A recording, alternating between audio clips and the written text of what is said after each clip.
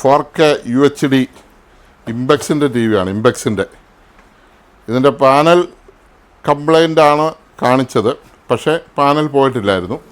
ഇതിൻ്റെ back light മാത്രമേ പോയിട്ടുള്ളായിരുന്നു. LED പോയതേ ഉള്ളായിരുന്നു. പാനലിന് കുഴപ്പമൊന്നുമില്ല. ഇതിൻ്റെ ആ ബാക്കിലത്തെ 50 LED ഉണ്ട്. ഇതിൻ്റെ പുറകിൽ 10 സ്ട്രിപ്പാണ്.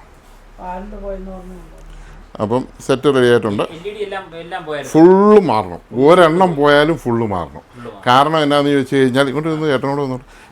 കാരണം എന്നാന്ന് ചോദിച്ചാൽ ഇതിനൊരു പഴക്കമുണ്ടല്ലോ. ഒരു കുറേ പഴക്കം. നമ്മൾ വീട്ടിലൊരു ബൾബ് എന്ന് പറഞ്ഞു കഴിഞ്ഞാൽ ആ ബൾബ് ഒരു 10 ബൾബ് വീട്ടിൽ ഇട്ടെന്ന് വിചാരിക്കുക. ചിലപ്പോൾ ചില ബൾബ് 1 മാസം കഴിയുമ്പോൾ, ചിലപ്പോൾ 2 മാസം കഴിഞ്ഞ്, ചിലപ്പോൾ 1 വർഷം കഴിഞ്ഞ് പോകും. ഇതിനകത്തെന്ന് പറഞ്ഞാൽ ഈ 10 എണ്ണം ഒന്നിച്ചിട്ടതാണ്. ഇതിനകത്ത് ചിലപ്പോൾ 1 സ്ട്രിപ്പോ 2 സ്ട്രിപ്പായിട്ടായത്. 2 സ്ട്രിപ്പോ ചിലപ്പോൾ പോയിട്ട് കാണത്തുള്ളൂ.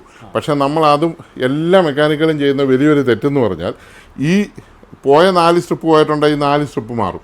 എന്നിട്ട് ബാക്കി സ്ട്രിപ്പ് പഴയത് വെക്കും. 1 മാസം 2 മാസം കഴിയുമ്പോൾ മറ്റേ സ്ട്രിപ്പ് ഓരോന്ന് പോകാൻ തുടങ്ങും. അപ്പോൾ അങ്ങനെ പോയി വീണ്ടും ഈ സെറ്റ് അഴിക്കേണ്ടി വരും. ഈ 55 ഇഞ്ച് വലുപ്പമുള്ള ഈ ടി വിയുടെ പാനൽ പൊട്ടാതെ അഴിച്ച് ഇതിൻ്റെ അടിയിലത്തെ ബാക്ക് ലൈറ്റ് മാറുക എന്ന് പറഞ്ഞാൽ ഇച്ചിരി ബുദ്ധിമുട്ടാണ്.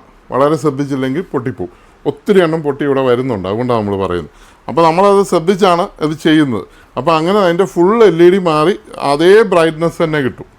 യാതൊരു കുറവും ടി വിക്ക് വരത്തില്ല. അതുകൊണ്ടാണ് ആര് LED മാറിയാൽ ഫുള്ള് മാറണം. ഫുള്ള് മാറെങ്കിൽ വീണ്ടും എത്ര നാൾ കിടന്നോ അത്ര നാൾ ഇത് ലാസ്റ്റ് ചെയ്യും. നമ്മൾ അഡ്ജസ്റ്റ്മെൻറ്റിന് പോയി ഇച്ചിരി പൈസ കുറയ്ക്കാൻ വേണ്ടിയിട്ട് പകുതി മാറി വിട്ട് കഴിഞ്ഞാൽ 2 മാസം കഴിഞ്ഞ് വീണ്ടും ഇത് അഴിക്കേണ്ടി വരും. ഇത് അഴിക്കുക എന്ന് പറഞ്ഞാൽ എന്തൊരു പണിയാണെന്നറിയോ?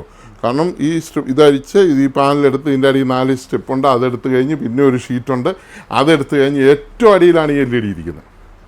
അപ്പോൾ അതുകൊണ്ട് മാറുമ്പോൾ നമ്മൾ ഫുള്ളായിട്ടാണ് എപ്പോഴും മാറുന്നത്. അങ്ങനെ മാറിയ ഒരു സെറ്റാണ്. നമുക്ക് HDMI കുത്തുവാണെങ്കിൽ പടം കിട്ടും. ഇവിടെ HDMI കുത്താൻ കാണിക്കുന്നുണ്ട്. ഇത് എംബ്ലം വരാതിരിക്കാം. ഇത് ലിക്വിഡൊന്നും ഇല്ലാത്ത നല്ല അടിപൊളി പാനലാണ്. നല്ല ടി വിയാണ്. കേരളത്തിൽ തന്നെയാണ് ഇപ്പോൾ ഇംപെക്സ് ഉണ്ടാക്കുന്നത്. 4 വർഷം വാറണ്ടിയൊക്കെ ഉണ്ട്. 55 inch Impex. Thank you for watching.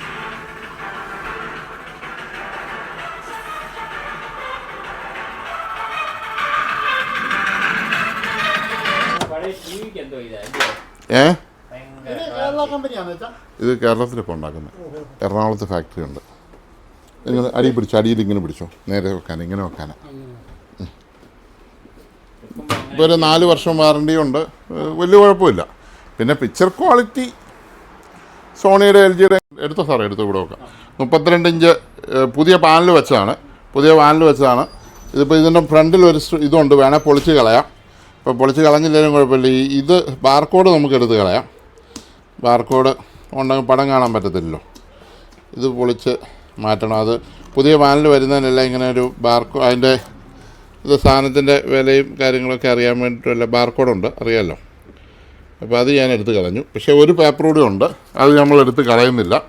ഇതിപ്പോൾ IPS പാനൽ തന്നെ, അതായത് ബോയുടെ പാനൽ തന്നെയാണ് വെച്ചിരിക്കുന്നത്. ഇതിനകത്ത് ലിക്വിഡ് പാനലാണ് ഇരുന്നത്. എങ്കിലും ഞാനിപ്പോൾ വെച്ചപ്പോൾ ഏറ്റവും കൂടിയ പാനൽ തന്നെയാണ് വെച്ചിരിക്കുന്നത്. ഒരു കംപ്ലൈൻറ്റും വരികയില്ല, ഇനി ഓടിക്കോളും. അപ്പോൾ സോണിയൊക്കെ ഇതുപോലെ പാനൽ പോയി എവിടെയെങ്കിലും ഇരിപ്പുണ്ടെങ്കിൽ കൊണ്ടുവരെ നമുക്ക് പാനൽ മാറ്റിത്തരാം. പഴയ റേറ്റൊന്നുമില്ല. ഇതാണ് സാധനം. ഇനിയിപ്പോൾ എൻ്റെ TV പ്രോഗ്രാമും കൂടെ വേണേൽ കാണിച്ചേക്കാം. TV പ്രോഗ്രാം അതിൻ്റെ ക്ലാരിറ്റിയും കൂടെ നിങ്ങൾ കണ്ടു. അതിപ്പോൾ പുതിയ പാനൽ ഇത്രയും ക്ലാരിറ്റി. ഇത് കോൺട്രാസ്റ്റ് ഉള്ളതിനാണ് കറുപ്പിരുന്നത്. അതാണ് ഏറ്റവും നല്ല പിക്ചർ. അല്ലെ വിളറിയിരിക്കും. ഇതല്ല നല്ല പടം, വെടിക്കെട്ട് പടമല്ലേ. ഇനി ബ്രൈറ്റ്നസ് കൂട്ടാം. ഓക്കെ.